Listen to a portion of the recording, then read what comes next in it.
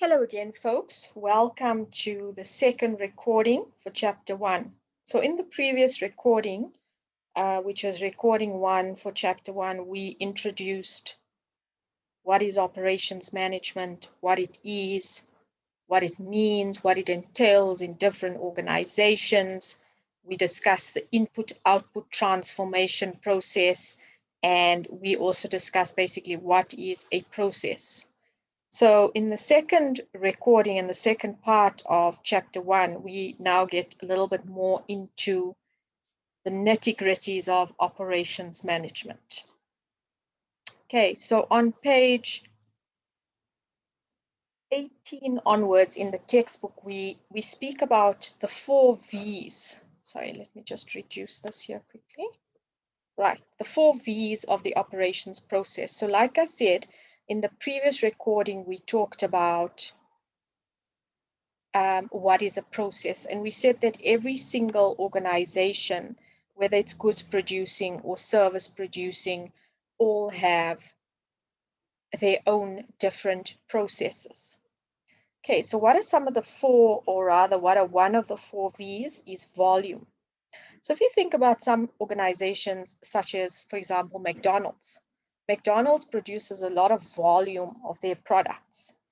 And the way it works is the more they produce in terms of volume, the lower their unit costs become.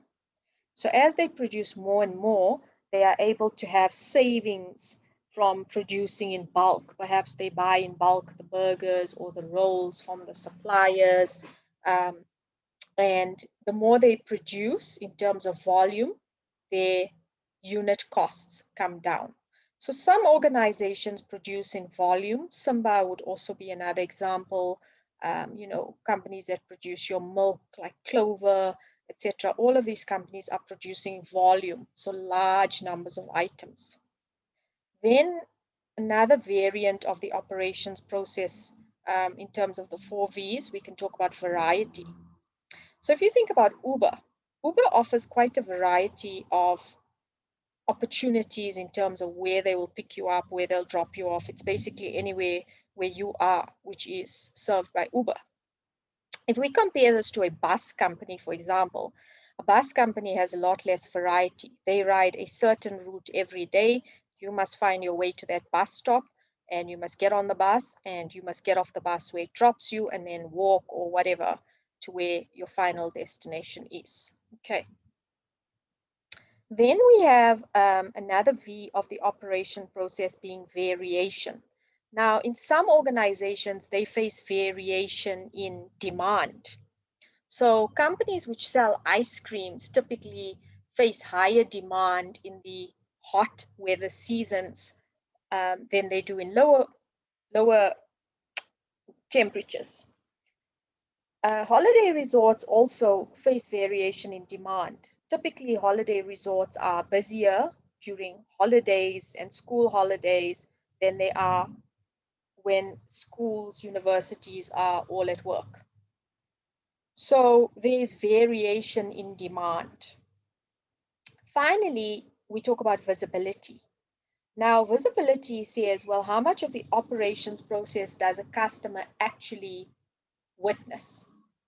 So if you think about when you shop at Pick n Pay, so you drive to Pick n Pay, you go into the store, you can see the layout, you can see the products, you can see what the store looks like, very nice, very fancy, pretty, interior aisles done nicely, nice trolleys, good variety of products, etc. So as a customer, I'm exposed to a lot of visibility in the process. Okay, I can see the shelves being stocked. I can see the employees putting out the freshly baked bread. Contrast that with shopping online at takealot.com. So yes, I am a fan of shopping at takealot.com. Things like my books, etc. I buy from Takealot. How much of it do I actually see? So most recently, I ordered a book. I like economics, to read about economics, and there's a book called Freakonomics, which I ordered via Takealot. So all I do is I place the order, and then Takealot sources it from a supplier. So a few days later, Takealot came back to me and said, well, basically, we've refunded your money because we are unable to get this from the supplier. So all of this happens in the background. I don't actually know. I don't see this. I place an order, Takealot, and then somebody rings my doorbell and delivers it, or I collect it. Okay, so there's less visibility in the operations at Takealot than there is at Pick n Pay.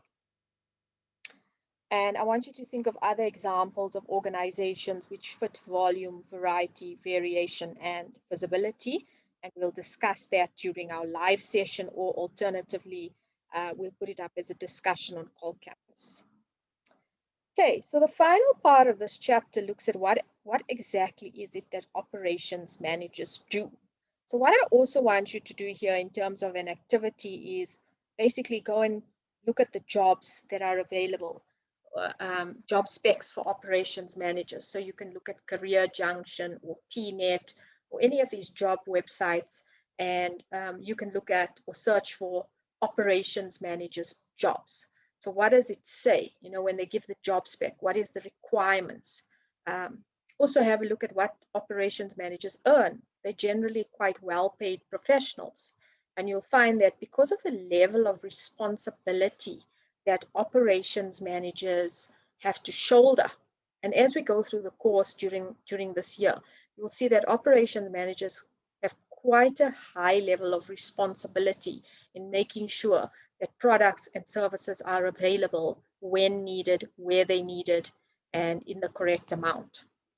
So take a look at, you know, job roles for operations managers. What do they earn? What do the roles entail?